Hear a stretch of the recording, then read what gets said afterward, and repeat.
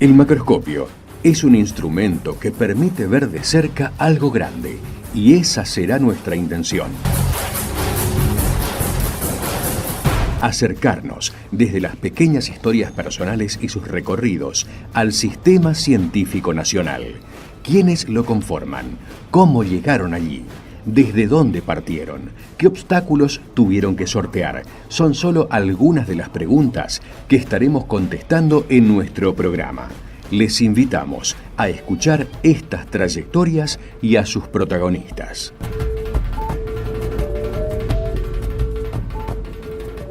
Buenas tardes, estamos aquí en Macroscopio como todos los lunes. Hoy tenemos el gusto de hablar con el doctor Juan Diego Baldo.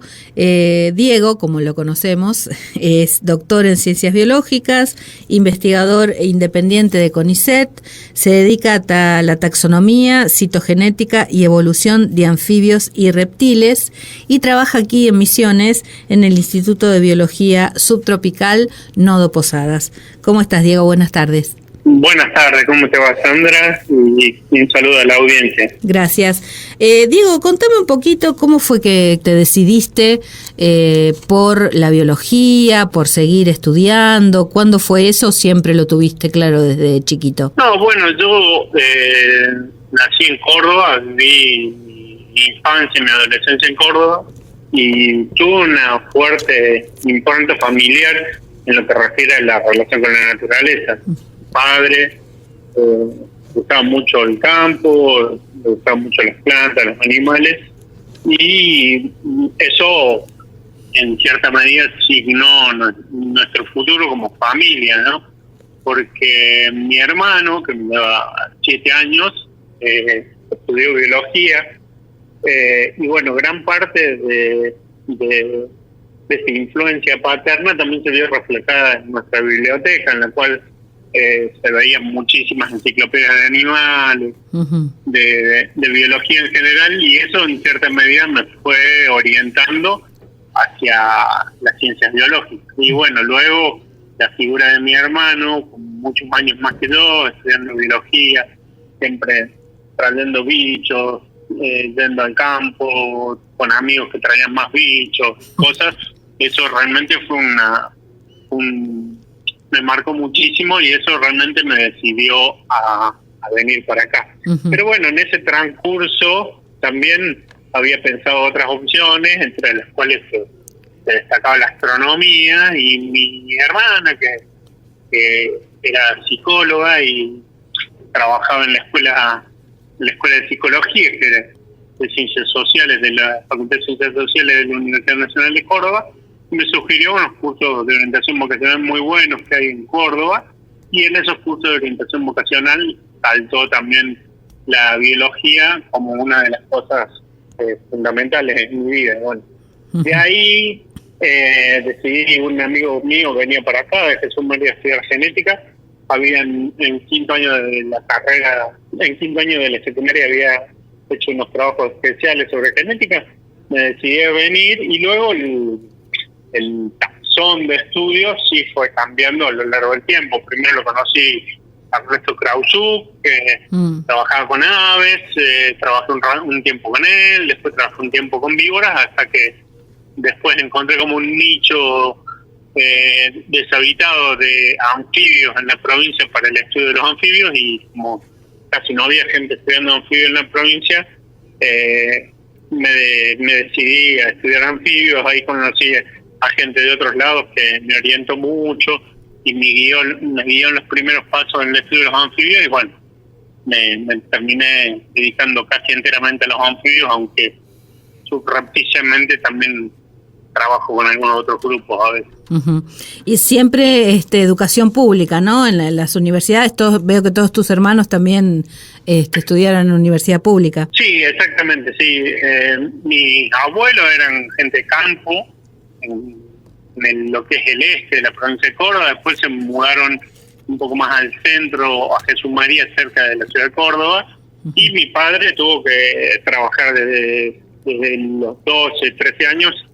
Se fue a la ciudad de Córdoba a trabajar, comenzó a estudiar sus estudios secundarios, no los terminó, Mi madre tampoco pudo hacer la universidad, y bueno, nosotros tres somos la primera generación de universitarios de la familia, ¿no? Y bueno, eso lo llenó bastante orgullo a mis padres. Obvio. Porque bueno, mi madre era ama de casa, mi padre fue durante mucho tiempo, durante toda su vida fue obrero metalúrgico, trabajando en diferentes fábricas, después tuvo un emprendimiento propio, pero bueno, siempre trabajadores que no pudieron acceder a la universidad pública, y para ellos fue un gran logro que los tres hijos pudieran acceder a la universidad pública, se recibieran, incluso hicieran sus posgrados, su trabajo de posgraduación. Claro, imagínate, un orgullo total. Aparte poderles haber dado esa herramienta y ese futuro, ¿no? A ustedes, porque para un trabajador eso era impensable hace unos años, y parece que volvemos a que sea impensable en estos años. Sí, lamentablemente estamos viendo un retroceso en ese sentido, en el cual, bueno, ciertos gobernantes y cierta parte de la sociedad entiende de que la educación no es un derecho, sino un privilegio. Uh-huh. Y creo que hay una confusión muy grande en ese sentido, porque, bueno, la educación pública no solamente nos iguala, sino que es el lugar en donde se forman los formadores de formadores. O sea, nosotros dentro de la universidad pública teníamos los mejores cuadros para todas las actividades de la sociedad en su conjunto, uh-huh. ¿Sí? Ya sea desde las actividades netamente profesionales como ingenieros, arquitectos, contadores y demás, como así también a los que forman a esos ingenieros, arquitectos, médicos y demás. Sí. Y eso es fundamental para que la sociedad en su conjunto crezca de manera armónica y, como dije anteriormente, en cierta medida nos iguale y todos tengamos la posibilidad de acceder a ese tipo de posiciones, sí. De posiciones y a realmente hacer lo que a uno le gusta. Eso es fundamental. Eso es fundamental, o sea, exacto.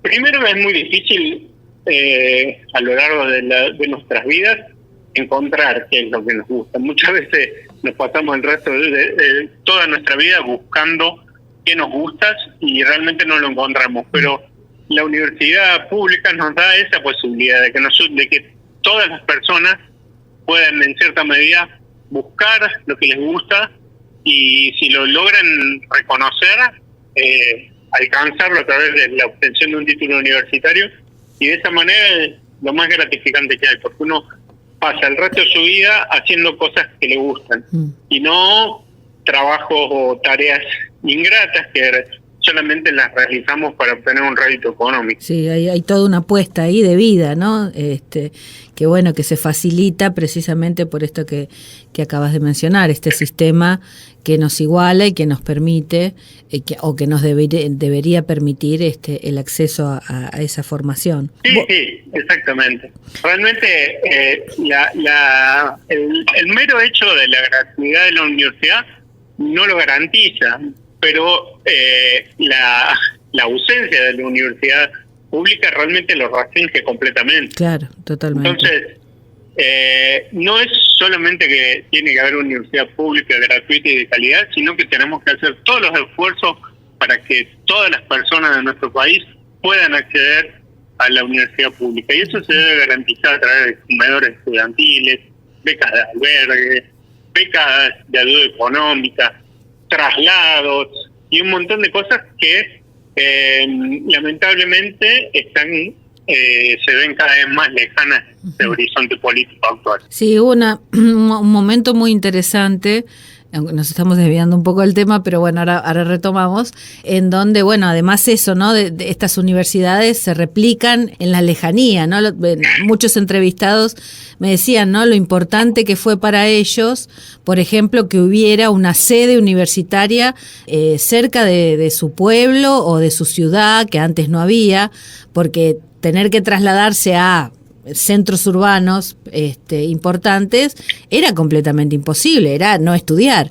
Entonces esas extensión en el territorio de las universidades, ya sea como universidades mismas, como pasó en Buenos Aires, o acá, por ejemplo, en Misiones, con sedes, o la Universidad del Alto Uruguay, para mí eso es fundamental para garantizar y facilitar también ese acceso al estudio. Sí, completamente. La creación de nuevas universidades fueron políticas de Estado durante gestiones de gobiernos anteriores, al igual que lo fue la política de creación de universidades en la República Federativa de Brasil de Lula. Claro. Esa política es compleja, sí, es compleja porque crear universidades en lugares remotos también son desafíos muy grandes. Uh-huh. Desafíos para que se establezcan los docentes, desafíos para incentivar a la población a que vaya a las universidades, pero el efecto realmente fue absolutamente positivo. Lo que ocurrió en Brasil con la cantidad de universidades que creó Lula fue increíble, y bueno, acá pasó algo similar, por ahí un poquito en menor escala, pero sirvió tanto para los lugares periféricos, como mencionaba, como San Vicente, Humahuaca y otros lugares de la Argentina, como para lugares densamente poblados como el conurbano bonaerense, en los cuales muchas de las personas estaban a tiro de una universidad pública muy cerca en Capital Federal, pero que realmente no disponían de los medios para poder ir todos los días y desplazarse esos 100 o 80 kilómetros que son ir desde Boedo, desde Luján hasta la ciudad de Buenos Aires, con todo los negocios que son los traslados y demás. Y realmente tuvo un efecto multiplicador muy interesante en lo que refiere a la educación universitaria de determinados sectores de la sociedad que estaban realmente postergados. Hacemos la primera pausa, Diego, y continuamos en un momentito.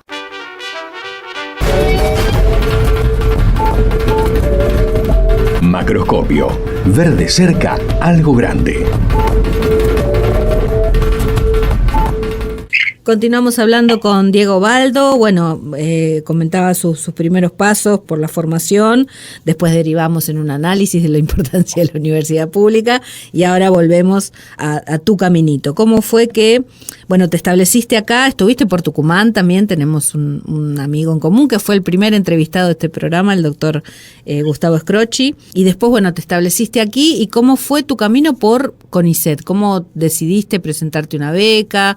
¿Ya tenías una vez egresado, tenías idea de ser investigador? No, bueno, desde muy temprano en la carrera universitaria yo ya me di cuenta de que lo que me interesaba era la investigación y sobre todo todo lo referido a biología evolutiva. Uh-huh. Y entonces desde el segundo o tercer año de la carrera comencé a participar en diferentes proyectos de investigación dentro de la facultad. Y como te dije, hice contactos con gente de otros lados que me empezaron a apuntalar en los primeros pasos de la investigación científica.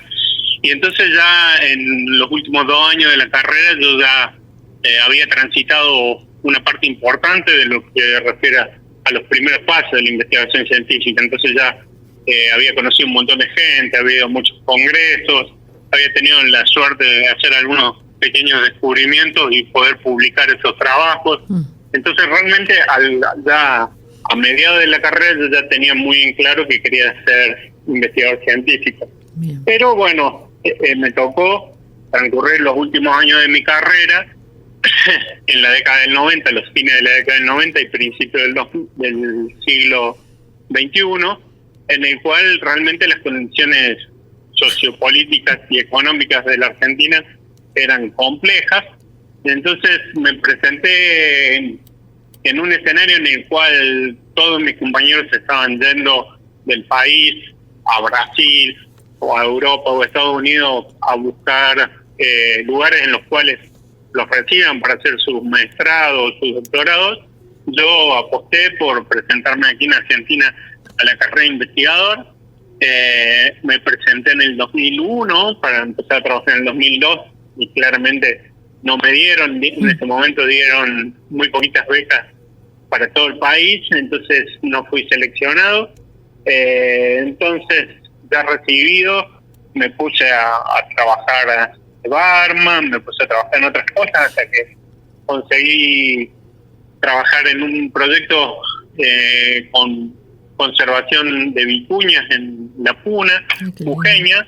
Entonces para eso me iba cada tanto a la Puna Jujeña a hacer avistamientos de manadas de vicuña y hacer estudios de comportamiento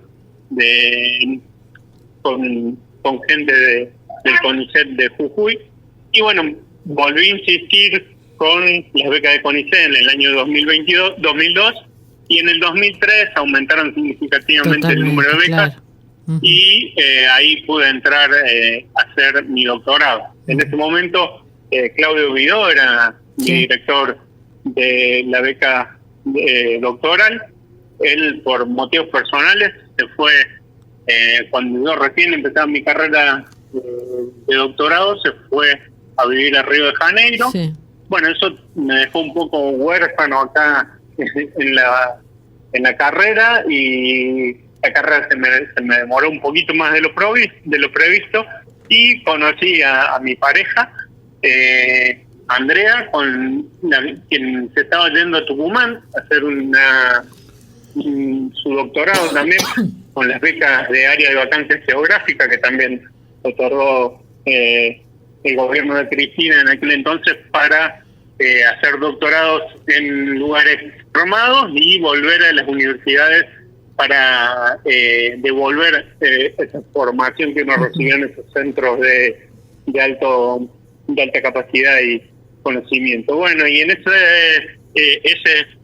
destino fue Tucumán. Ahí en Tucumán trabajé en la Fundación Miguel Lillo, en la colección de la Fundación Miguel Lillo. Ahí terminé mi doctorado. Y bueno, cuando Andrea estaba terminando su doctorado, volvimos para Posadas, porque las becas ABG requerían que la persona que haya usufructuado esa beca vuelva a su lugar de origen. Okay. Y ahí me presenté, ese año que volvimos, en el 2012, me presenté a las becas postdoctorales y ahí ingresó a carrera de CONICET a la vez. Me salieron las dos, entonces tuve 3 o 4 meses con la postdoc, y a los 4 meses directamente entré a la carrera de investigador. Ingresaste. Y ahí comenzamos, bueno, yo antes de irme, en ese devenir que hubo en el laboratorio de que Claudio se había ido, que habíamos quedado unos pocos becarios de él, Carlos Martillo, Mabel Jiménez, constituimos un grupo de chicos, de jóvenes que hacían su tesis de graduación acá en el laboratorio, y comenzamos a construir un grupo de trabajo relativamente grande e importante. Entonces, cuando volví en el 2012 había varias personas haciendo su doctorado, terminando su doctorado, y bueno, a lo largo del tiempo se fue constituyendo un grupo muy numeroso que se fue nutriendo con gente que yo conocí en Tucumán. Vinieron algunos amigos que trabajaban en otras áreas temáticas, pero que yo pensé que eran muy importantes para fortalecer el grupo. Entonces vinieron amigos de la Fundación Miguel Lillo, se instalaron acá. Vinieron ex miembros del laboratorio que habían hecho su maestrado, su doctorado en Brasil. Se instalaron en nuestro laboratorio, como Carolina Miño. Ya cuando yo vine acá, ya Cecilia Lanzoni se había instalado en este laboratorio con su grupo de trabajo. Entonces, en el laboratorio de genética evolutiva constituimos un grupo de gente que estudia aspectos evolutivos o ecológicos y evolutivos de diferentes taxones, que realmente es muy rico, en el cual hay un espíritu solidario muy grande, con mucho debate, con mucha participación, mucha colaboración dentro del grupo, que realmente hace muy ameno trabajar en ese lugar. Sí, se nota que hay un buen ambiente de trabajo ahí, a la legua se nota, a diferencia de otros lugares, por eso quizás se nota enseguida. Sí, realmente es complejo porque somos muchos, hay casi 35 personas entre CPA, becarios e investigadores, pero sin embargo hemos conseguido constituirnos así como uno de los grupos de referencia en lo que refiere al estudio de varios aspectos o varias disciplinas de la biología neotropical. Y eso nos llena de orgullo y realmente nos gratifica mucho, porque realmente hacemos lo que nos gusta y en un ambiente muy cordial, muy solidario, como te dije, y realmente está bueno. Está bueno. Y me decías, bueno, la otra vez que nos vimos, que bueno, que también trabajan con convenios con otros países, que tienen, también sigue esta cosa de investigadores visitantes, de compartir, ¿no? De que circule gente. Sí, bueno,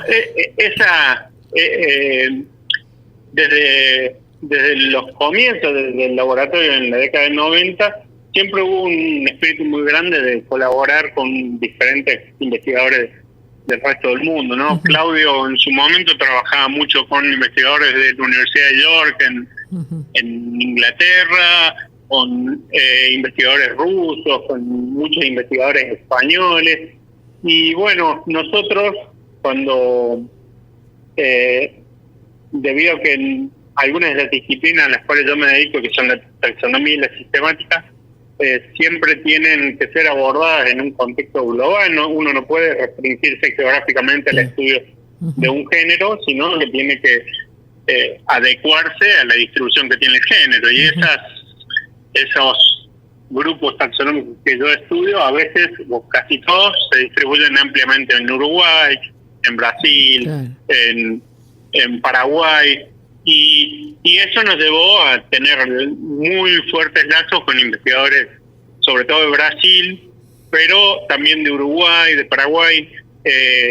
Y hace unos años comenzamos a recibir muchos pedidos de investigadores de otros países para realizar estudios de doctorado o de postdoctorado.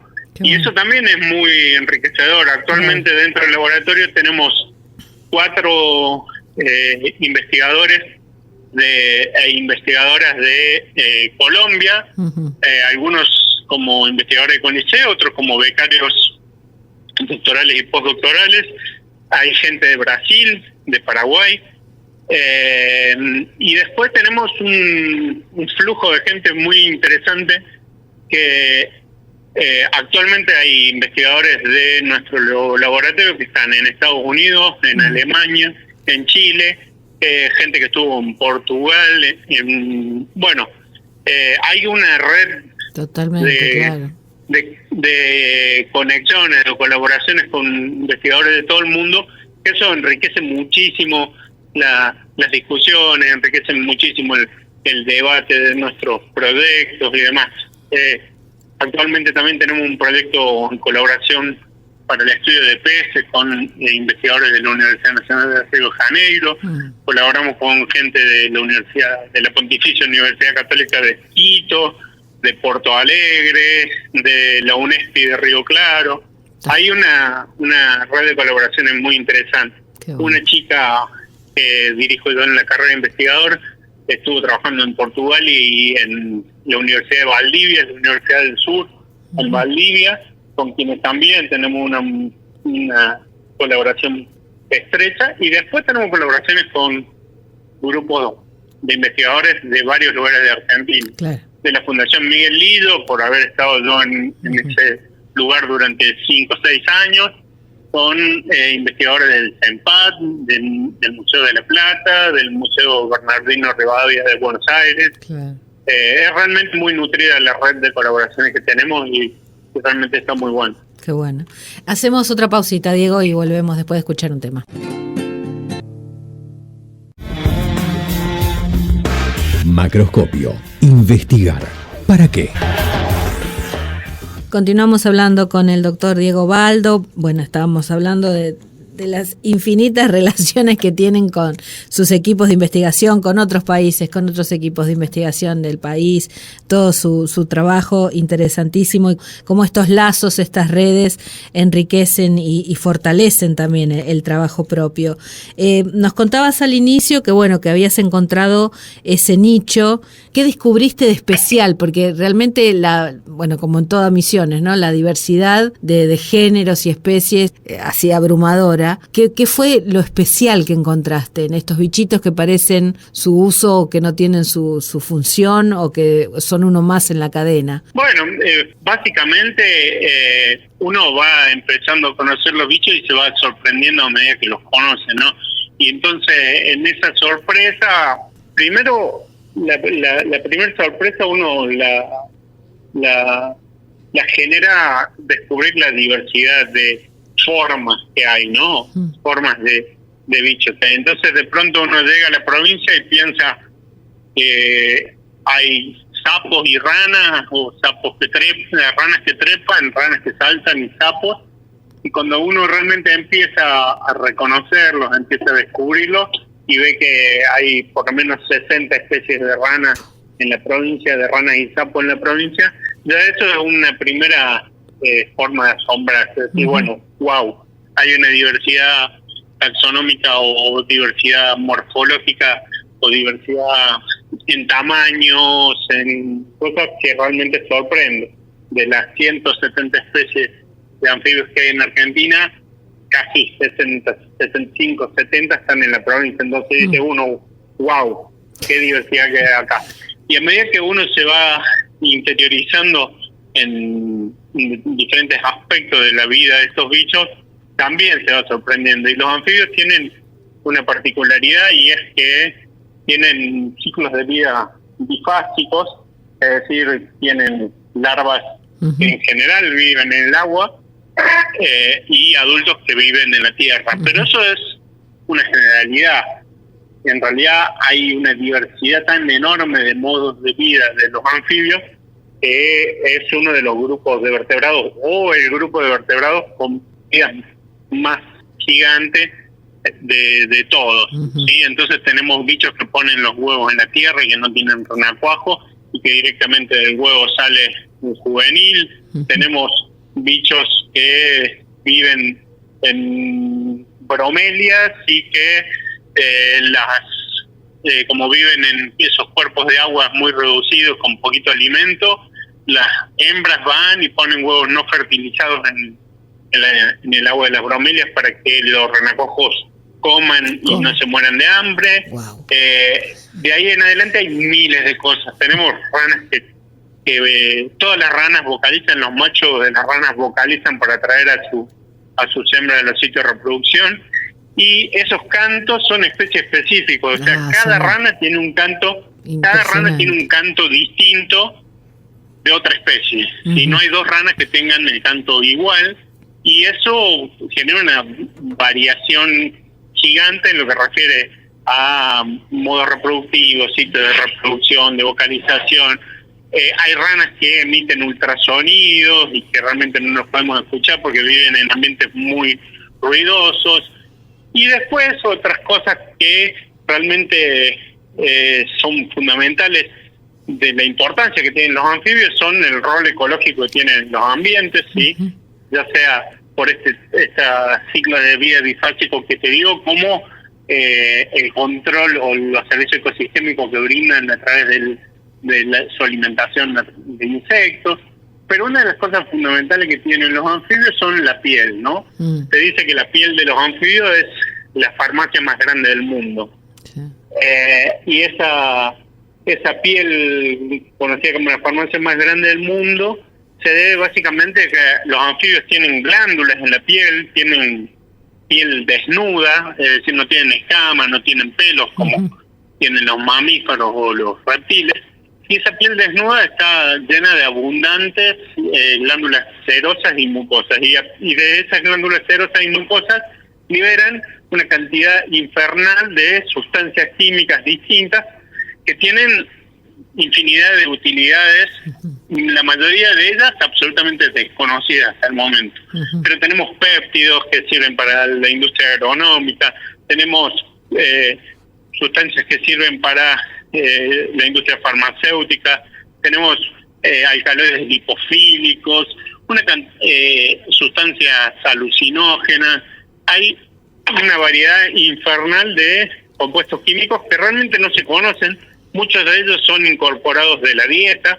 Hay muchas ranas que a través de la dieta incorporan compuestos y los exponen a través de la piel, a través de su glándula. Una cosa muy particular que es, todos conocemos lo que es la ranitidina, que es una importante sustancia antigástrica que hay en la industria farmacéutica. Bueno, ese es un compuesto que se aisló de una especie de rana de Nueva Zelanda, que se llama Rheobatrachus, y la cual tiene, o tenía, porque se extinguió, tenía el desarrollo de su renacuajo en el tracto gástrico de las hembras, ¿sí? La hembra se comía los renacuajos y el final del desarrollo de los renacuajos hasta juveniles ocurría dentro del estómago de las hembras. Y para que los ácidos estomacales no maten a los renacuajos, liberaban lo que se conoce como ranitidina para inhibir el pH ácido del estómago y que los renacuajos puedan terminar su desarrollo. Luego liberaba, vomitaba o regurgitaba los juveniles, y los juveniles terminaban su desarrollo en la naturaleza. De ahí se extrajo la ranitidina, por ejemplo. Fascinante historia. Si nosotros no hubiésemos conocido la diversidad de anfibios de Oceanía, nunca sabríamos de la existencia de la ranitidina.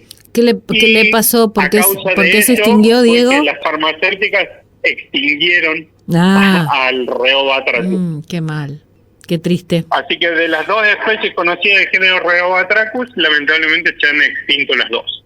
Qué pena. Bueno. Y bueno, eso, y ahí te puedo contar millones de cosas más referidas a las cosas alucinantes y importantes que nos brindan los anfibios.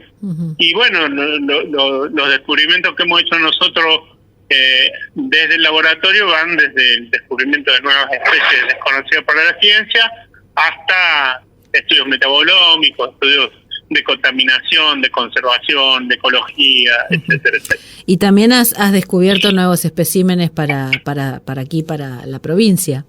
Sí, mis primeros descubrimientos, mis primeros hallazgos fueron registros nuevos para la provincia o para la Argentina, es decir, especies que se conocían para otros lugares, pero que las descubríamos por primera vez para acá, para Misiones, para la Argentina. Bien. Después, cuando emprendimos estudios taxonómicos más serios, logramos descubrir la presencia de nuevas especies, especies que no tenían nombre, que no se conocían para la ciencia. Algunas que eran, los nombres estaban confundidos y realmente no pertenecían a la especie que se decía, y otros realmente nuevos que nunca nadie las había agarrado. Y más o menos habremos descrito desde el laboratorio unas 15 o 20 especies de anfibios, especies nuevas para la ciencia, ya sea de acá o de Brasil. ¿Sí? Es un montón. Más o menos eso. ¡Qué barbaridad! Sí, es un logro importantísimo. Además, yo toco de oídos más que nada en plantas, pero hay que saber muchísimo por todo esto que contás, ¿no? Para identificar una nueva especie, para saber si no está mal determinado, si tiene otro nombre que se cambió, si no es también otra que a veces son muy parecidas y cambia nada. Bueno, ahora todos los estudios genéticos obviamente ayudan, pero en algunas épocas era por ahí por una línea. Ayudan, pero son complementarios, ¿no? Obvio. Uno que hace taxonomía sabe que es un trabajo arduo porque uno tiene que visitar colecciones, tiene que conocer la variabilidad que hay de la especie a lo largo de todo su rango de distribución. Y una cosa muy importante es que tiene que visitar, tiene que conocer la serie tipo de los materiales que son a partir de las cuales se hicieron las descripciones de la especie. Claro. Y lamentablemente por cuestiones de cómo fue la colonización de Latinoamérica, la mayoría o no la mayoría, pero las primeras especies que se describieron en el siglo XVIII, en el siglo XIX, y todo el material está en colecciones europeas o de Estados Unidos. Entonces eso también dificulta muchísimo, porque uno de repente tiene un trabajo completo en el cual revisó un montón de cosas, pero necesita revisar un ejemplar que está en la Universidad de Viena o en el Museo de Viena. Claro. Y bueno, eso dificulta un poco. Y también lo dificulta el hecho de que el Museo de Viena, el Museo de Berlín, el Museo de Torino, sufrieron los bombardeos de la Primera y la Segunda Guerra Mundial. Claro. Entonces, muchas veces no se sabe si el ejemplar está, si no está, si se perdió, si durante el Imperio Austrohúngaro, la disolución del Imperio Austrohúngaro, el material que estaba en Viena lo mandaron para Bulgaria o lo mandaron para Rumania, o se perdió o lo bombardearon. Entonces realmente es un trabajo muchas veces de detectivesco. Claro, eso te iba a decir, de investigación de otro tipo, ¿no? Una vez que tenés ahí todo para rastrear el material. Hay que leer muchas veces publicaciones que están en alemán gótico, que están en austríaco, que están en idioma realmente porque es literatura antigua, o están descripciones que están hechas en latín, y muy escuetas, con poquísima información. Entonces es un trabajo realmente interesante, pero muy dedicado. Hacemos la última pausa, Diego, y volvemos en unos minutos. Macroscopio, lunes de 18 a 19. Conduce Sandra Nicosia. Seguimos hablando con Diego Baldo. Bueno, ya en el último bloque nos estaba contando, bueno, de rastreos e investigaciones detectivescas acerca de cómo ayuda para determinar ejemplares y todo lo demás. Lo que, bueno, habla también de la excelente formación que tienen los profesionales en Argentina, porque eso también es conocimiento y eso también es formación, es parte de tu tarea. Seguramente tus maestros habrán tenido que hacer eso y le transmitieron, más allá de otras cosas que ustedes aprendan y que se les ocurran, ¿no? O sea, cómo ese conocimiento va, lo que vos decías también, estos grupos, cómo se va enriqueciendo, cómo se van formando, son años y años y años de aprendizaje de todo. Sí, exactamente. Realmente la Universidad Argentina, más allá de todos los problemas que tiene un nivel de formación muy, muy importante. Uno cuando está cursando las materias o cuando está cursando la carrera de grado, realmente no se percata de cuán importante es la formación universitaria en Argentina, pero sí uno lo logra discernir cuando se va a otros lugares y realmente ve cómo es la formación en otros lugares.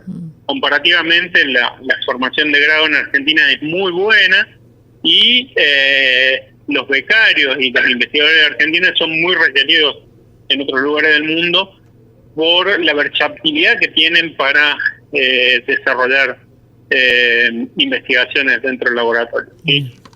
Un poco también la necesidad tiene cara de hereje, y como pasamos un montón de deficiencias o de falta de cosas dentro de los laboratorios, hay muchísimas cosas que nosotros nos amañamos con las cosas que tenemos.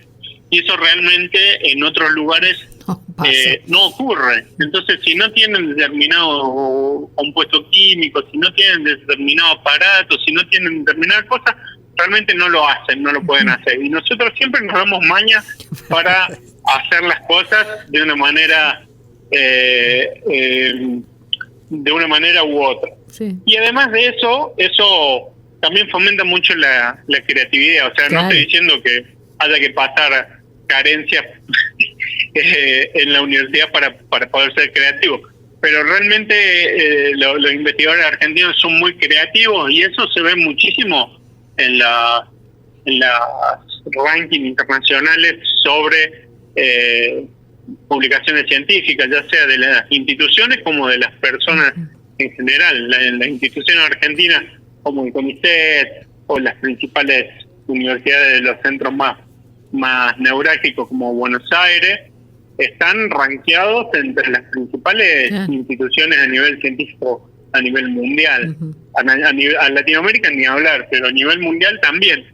Y también hay muchísimos referentes en diferentes disciplinas de la biología y de la ciencia en general en Argentina, que son referentes mundiales, y eso se ve reflejado en los estudios bibliométricos que se hacen, ya sea referidos a citas bibliográficas o trabajos más leídos, más relevantes o más influyentes a nivel mundial, ¿no? Y eso es fruto de una excelente educación pública que ahora realmente está en riesgo. Está en peligro, y también está en peligro el CONICET. Eso quería, si tenés ganas de comentar un poco, cómo les ha impactado a ustedes en tanto laboratorio, en tanto equipos de investigación, estos ajustes tremendos que estamos padeciendo como trabajadores del organismo, ¿no? Sí, el CONICET no está ajeno a los ajustes que se están realizando en todo el país, y hay una particular saña con el CONICET que realmente es absolutamente racional. O sea, pensar en el siglo XXI que la ciencia no es fundamental para la vida del hombre es realmente como mínimo de una ingenuidad terrible. Pero está asignado por mucha malicia en los comentarios y lo demás. El CONICET es uno de los lugares que está sometido a mayores procesos de evaluación de pares y sostenerse en la carrera. Primero, alcanzar un cargo en la carrera de investigador en CONICET o de CPA en CONICET es realmente una carrera maratónica. Uno tiene que hacer su carrera de grado, tiene que hacer su carrera de posgrado, tiene que competir por beca doctoral, tiene que competir con beca postdoctoral, tiene que competir todo a través de concurso público de pares, y en el cual entra un bajo porcentaje de los postulantes.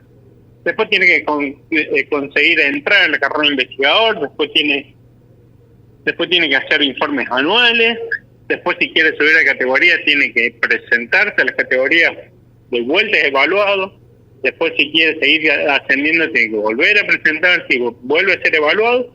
A su vez, todos los proyectos de investigación que son financiados a través de financiamiento internacional del BID o del Banco Mundial o del mismo CONICET, todos son por concurso, y absolutamente todos son evaluados por evaluadores de primera calidad escogidos por las mismas instituciones. Inclusive los proyectos de investigación de agencias o de FONCIT son evaluados por evaluadores externos de otros países. Entonces, pensar o hablar de los investigadores como ñoquis o como gente que estudia cosas que no sirven y demás es de una ignorancia supina. Uno realmente no puede entender cómo haya personas que estén pensando que la ciencia o que un país sin ciencia tiene futuro. Bueno, viste que también hay personas que están cuestionando si sirven o no las vacunas, si la Tierra es plana. Parecería que hay discusiones que creímos saldadas desde hace siglos, vuelven a ponerse en agenda. Y todo lo que vos comentás... Además con niveles de evidencia que realmente obviamente echan por tierra esos discursos terraplanistas, ¿no? Porque si no fuera por las vacunas todavía estaríamos en pandemia o la mitad del mundo estaría muerto. Realmente el reflejo que hubo tanto de los organismos públicos como de los organismos privados para solucionar el problema de la pandemia fue realmente increíble, y absolutamente todo eso fue gracias al desarrollo científico y tecnológico. Total. No hay otra. Todo eso fue gracias. Y las amenazas que hay de que cuestiones similares vuelvan a ocurrir son cada vez más grandes. O sea, las investigaciones que se están desarrollando desde el punto de vista de la ecología, de los modelos de nicho y demás, predicen que muchísimas, que los grados de deforestación que está habiendo, principalmente en las regiones pantropicales de las selvas y demás, predicen que la probabilidad de que vuelvan a ocurrir eventos de pandemias por enfermedades zoonóticas de organismos de la naturaleza hacia las zonas urbanas son muy grandes. Entonces, nosotros tenemos que apostar y estudiar la diversidad biológica desde diferentes puntos para saber cuáles son las especies, cuáles son las enfermedades que tienen esas especies, cuál es la potencialidad de que esas especies realmente sean una fuente posible de zoonosis y